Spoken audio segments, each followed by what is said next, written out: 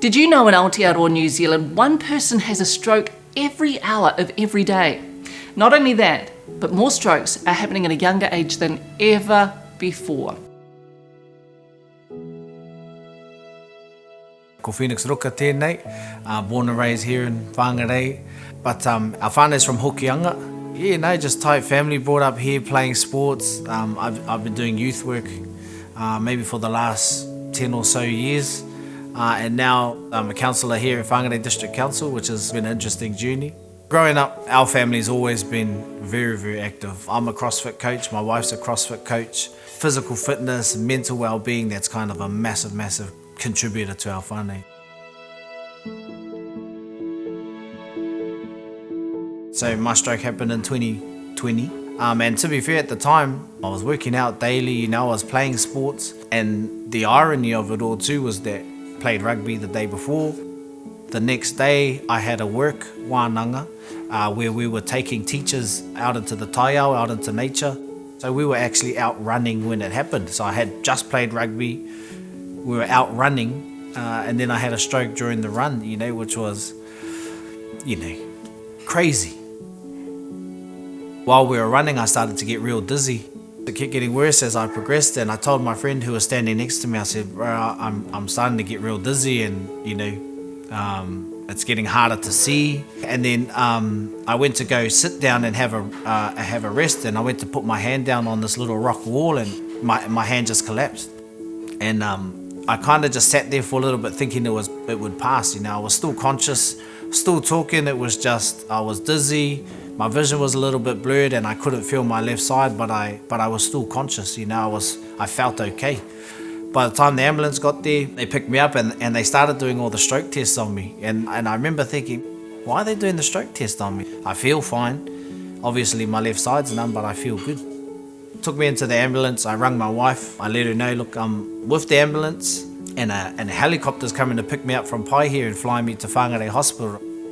He called me and, just said, my love, I don't know what's wrong, but something's happened and I'm in an ambulance and they're flying me down to Whangarei because he was up north. I knew he was conscious, but, it had to be something serious for him to be flown down. When I got to hospital, that's when it really started to sink in what had happened.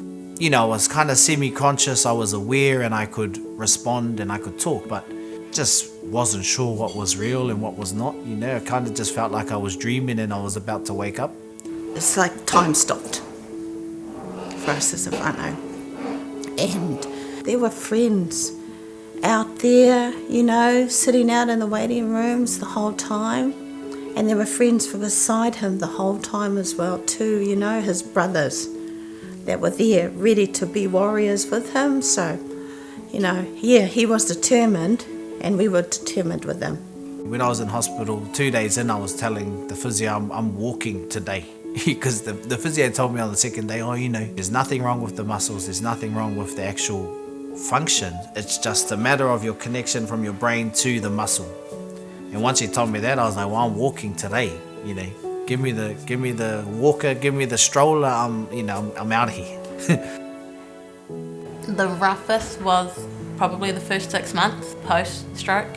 He couldn't function. He could get up and he might be able to have a conversation, but that was it. And then he'd need to go and lie down again. Lucky for me, a friend of mine who I used to work with at Sport Northland moved into work for the Stroke Foundation and put me on with all the right people, so I had to get an occupational therapist and a physiotherapist come visit me and just work with me and do rehab and all of those sort of things. So Stroke Foundation helped me get back to work and just stayed in touch with me all through the journey. Like even now they're still in touch with me, how's everything going? Now the major thing for me is just to get my license back, trying to work on a way that I can pass this vision test and get my car back and get some sense of independence back. So it's taken away my confidence, it's taken away my ability to just be independent. I can't even play contact sports anymore, because they think it might have had something to do with a head trauma during the rugby game, but they can't confirm that. Even to this day, if I get a little bit dizzy, I go into like a full-blown panic attack almost, that it's happening again. It's just taken a mental toll on me. I think when you're raising young men, You always know there's going to be broken bones or accidents that happen, playing rugby and all those sorts of things.